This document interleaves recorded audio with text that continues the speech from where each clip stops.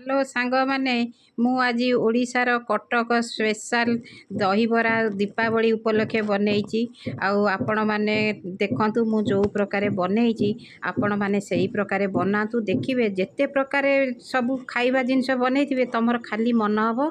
दहीबरा को खाली सब खाइबा पई देखो केते सुंदर देखाउचे दहीबरा आम ओडिशार कटक रो फेमस दहीबरा ये तो स्ट्रीट फूड रे जाए किंतु घरे बनईकी ओसा पर्व रे ऑयल बेसी ऑयल नहीं ए जिनस देह पाई कि बहुत बढ़िया जिते खाइबो किछि देह खराब हेबनी आ मु जो प्रकार रे बनाउची आपण थरे सही प्रकार रे बनातु देखिबे केते सुंदर हबो देखंतु मु किपरि बनाउची एटी बिरी की मु बतुरई 8 घंटा खंडे बतुरी गले एमती नरम फुली जाइतबो ताकू कोन करिवो ना तमे भल्लो की धुआ धोई करी की सब परिष्कार करी की ताकू बाटिबो मु एटी ग्राइंडर रे बाटुची आपण माने चक्की हो जो सीळ हो जो थरे बाटिबो देख मु थरे बाटिची पतळा हे जाईची किंतु चिकण बाटिबो नै तापर मु आउ थरे बाटिकी देखौची केमिति बाटिची तमे देखिबो आ करियो पूरा दरदरा बाटिबो बेसी चिकण करिवनी देखो एई भलिया बाटिबो बिरी की आ मु 500 बिरी नेइतिली आउ से बिरी की जेतिको बिरी मु बाटुची केमिति आकु बिरी की भलो की फेणई दबो तापर कड़ाई रे मु तेल देइची कड़ाई रे तेल दबा भितरे तातुथुब कड़ाईटा तातुथुब ता भितर देख मु 500 बिरी दिए 100 ग्राम सुजी एटी देइची ताकू भलो की गोळेई की रखिदबा ता देहरु मु कौन करछि ना अधे बिरी आनीची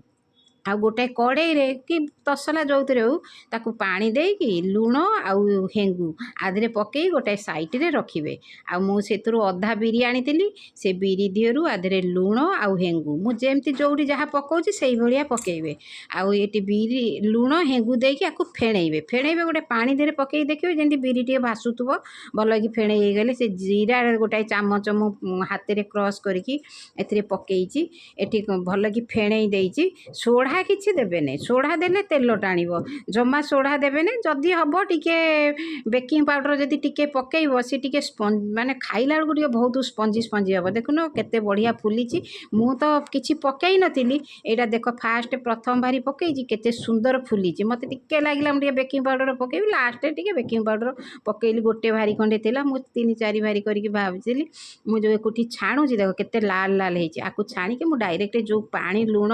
हेंगु पानी रखी मुझे पकेउची ता देहरे आपण माने सही भलिया करी तुमे सेंती पाखरे गोटे कड़े रे हो जोथरे हो पानी आउ हेंगु पानी लुण पकई रखतो डायरेक्ट सेहितरे पकेउ ये तो होउची देख एंती ब्राउन ब्राउन पूरा छाणीवा देख आउ बेसी धड़ा करबनी एंती ब्राउन ब्राउन हेले डायरेक्ट पानी रे छाणी की पकेइबो ये तो होउची आ मु जो प्रणाली रे करची आपण सही प्रणाली रे करंतु आउ टिके वीडियो देखिबे मो चैनल को टिके सब देखिबे टिके लाइक करिवे लाइक करूनांती ते लाइक करिवे भलो लागुची कि मंद लागुची भी कमेंट करंतु किछि नै मंद लागिले भी कमेंट करंतु कमेंट किछि देबे लाइक करिवे आ पूरा वीडियोटा टिके देखिबे मु आगु को भलो भलो रेसिपी आगु को आनिबी आ लाइक टिके मन करी कि करिवे आ देखो पूरा एतिक ब्राउन हे जाईची आ देखो मु जो पानी रखी नथिली सेहितरे बरा उरु पकई देखलो से छाणीबा भितर से केते फुली जाईची पूरा आ लुण हेंगू सब टाणी नहीं ताकू सब एमती हाथ में दाबी दाबी दब जोरा फास्ट फास्ट पड़े लास्ट को पड़े सी टे पा पीज जोरा फास्ट पड़े जोरा देखी देखी देख धड़ा हो जाती केते लाल थिला कि धड़ा हो जाती तेणुक लाल छाण आकू कौन कर ना एमती चुपुड़ी दब चुपुड़ी की सब बरा बरा कौन कर चुपुड़ी दब मुझे तुमको सब देखा जो सेप्रे आप बनई पारे आ चुपुड़ी दब चुपुड़ा बेले फटे फटे टे दौथ बरा भल फाटी जाऊ कि नहीं जिते फाट भल आकू कौन कर ना एटी देख मुझे सब जगह चुपुड़ी देती देख केटे केटे बड़ा हो जाए देखा केमिया फ्लपी होती आमती कौ सेप्रे भी बनई कणा कहीं देखुन कणा गोल चेप्टा मुझे देखा बनई जी जो सुंदर लगे जो सेप आपण मैंने बनइबे आ केते बढ़िया होती जो 500 वाला जो क्षीर पकेट आसे दही दही मुझे दही दिहरे अधा दही आणिकी आधे लुण आउ हेंगू हेंगू पकईकी तुम चरखा थी जो थे जो डाली घोरती से आपको भल कि घाटी दब आपको घाटी दब घाटी देकी ये देख पानी फ्लपी हो गला तादेह पानी देती आपको पानी देकी अधे दही कि मुझे रखी अधे दही देरे एतिक पानी देख गोटा कंसा देर आपको गोलैली आपको चामच देरे मुझे घाटी बहुत टाइम घाटी जमी चरखा जदि थी घाटी दब ताकू कौन कर ये बरा दिहरे देदब मु जो प्रणाली रे करछि आपण माने सही प्रणाली रे करंतु बरा खाई कि फेर आउ थरे नेका देखि कि कमेंट करिवे